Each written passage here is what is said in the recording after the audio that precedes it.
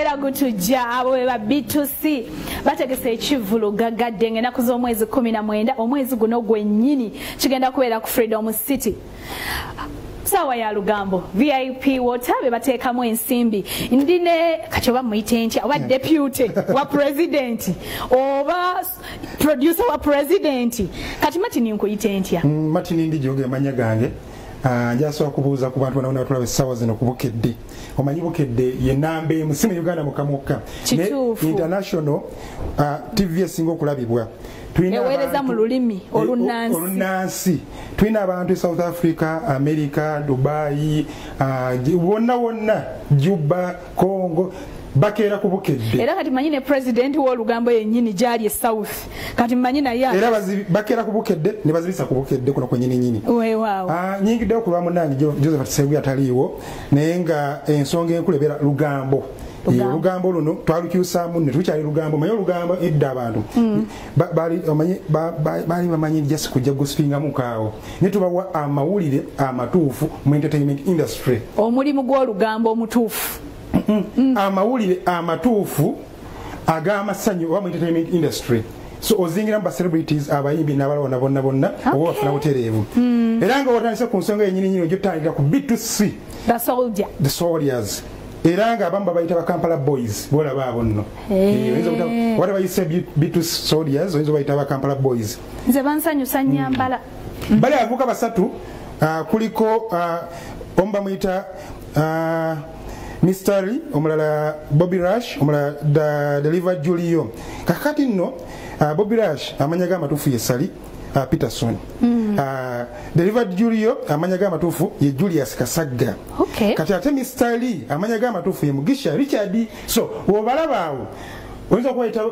okubayita gali agaawe amazaalirwana obaagakola ssente kyonna ekikusanyusiza kyobayita naye nga omulamwa guli ennaku z'omwezi nga 19 ffenna wali eri wetugwera ku Freedom City entandikwa ya buli kimu avuka babadde okumala ebbanga bakoze ennyimba ezinyumira abantu olabye collaboration yaabwe ne Reme baddekaawo yakabi nnyo balina collaboration ne Spice kenyininyini ogola ku screen balina ne Lutalo balina bakolako ne bangi nnyo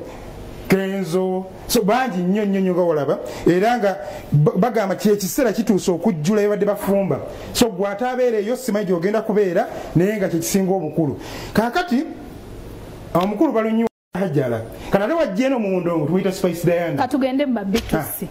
B2C August sinasasula walindeko bunkwasa nga 19 B2C abakyala ba B2C mwenna ffenna tugweyo oyogedde bulungi Spice very bright abakyala ffenna tugenda kugwayo tuwagire abaami baffe abaganda baffe mwenna ba in-laws ba ex ati tulina bangi abanajamwe nga muvuddewo bane mujje nakujja tugenda abayimbi bonna kyemulina okukola kubanga n'omwana tukikoleddwa leero kyanjawulo omuyimbi okusapotinga omuyimbi ekyo tuze tumanyi nti omuyimbi olina muwa tiketi naye yabiganye n'agamba nze njagala wagira baganda bange so mujje mufune tebo era naffe tweyanzanya ddala bikyukemuko twesapoting ojje mu kivulu kyamuno sasuleyo ba 10 nga bwe tusasula ez'aba Nigeria zenna abayimbi be nalabye mu ba Nigeria sasudde 10 naye musheeyo asaba tiketi banaye tukomye that culture tweyagaliza naye nga one love ne bana bammanga abatukwata video anti bonna ba media aba studio producer dize bayina gye bakedde omuve mwiteko wano nange nkikiryalinga ekyo nkikiryalinge naye nga nabayimbi balaba wagira abantu abo nalabye Rema agamba nti abavubuka nze abalina nga taddeyo naga nti abavubuka nze abalina nga ali nabo so tuwagira abantu abo bannaye tuwagire eddala tugende ndowooza ku Winnie Nakanwaj yemanya amatuufu emwana bamuzaala kumpi nsangi wano Siteboni nsangi ebbanga lisingo endongo jingira obulungi n'amasuba wano omanya male ebbanga nga abakinga abayimbi mu studio eyo abayimbi ku stage paka naye yakikuba Zina mulabira wano ku mpaka aliyo yakwata ekifo ekyokusatu. Coca-Cola next. Nga vision kupesa limu sente empitirivu. So foundation musingi gwo etugulina mu ndongo eno. Olunaku lweggulo ebyawo. Tuseeko kibi. Ebyawoomye. Twali tukyali ku bayimbi bali bagambye nti nno ennyambala embi mu masomero tekkirizibwe. Naye erabira nti tebategeeza masomero gokka. Bane woba ogenda awantu pimamu nnyambadde ntya. Naddala mu bitongole ebya gavumenti. Nnyambadde ntya. Abantu tebagala kumanya. Woba ogenda mu bbaala you are free. Yambala nga woyagala. Kati woba ogenda mu ofisi y'omuntu kyusaamu. Just message kyusaamu. Omanyi nti gye ŋŋenda banandaba batya. So omukyalo oyo Winnie Kaunoaji abamu bamuyita fire baby. Biwa muziki mulungi nnyo. Yagenze wali eri olwavudde ku Swangs yabadde wali ku Swangs omulaba ne manager we Kyazze ne manager Kavuma. Kwe kusala ogenda ku internal affairs wali. Awo yabadde oyo asembo nabikako ekitundu oyo. Ye manager we Kyazze. Kakati oyo wakati Ketti balina deal gye bakutula. Kati olwavudde awo n'ayingira wali ku internal affairs. Wajjukira osala busazi wano wodi. Oyo yabadde agenda kujjuza bya passport. Kutereeza passport. Oba kiki. Kakati olwatuuse wali eri bafana bamugamba nti toka twagala kumanya wano tuyingiza abantu abafani tebamanyi bayimbi wa esaawa ezo tebakumanyi bagala kumanya teyafubye bannyonnyola nti nze fire baby ate yakoze kirungi kwa walemerawo ennyo ayinza okulabisa ennyo nagenza okulya mu lwavudde yayise wali mu lufula mpola neemula n'agenda omanyi olwavudde wali kasalamu webadde atambula waati yakidde wali mu lufula mu kibuuka wali eri ngagenda nenga social media yatujirira era omwana nga yakakutte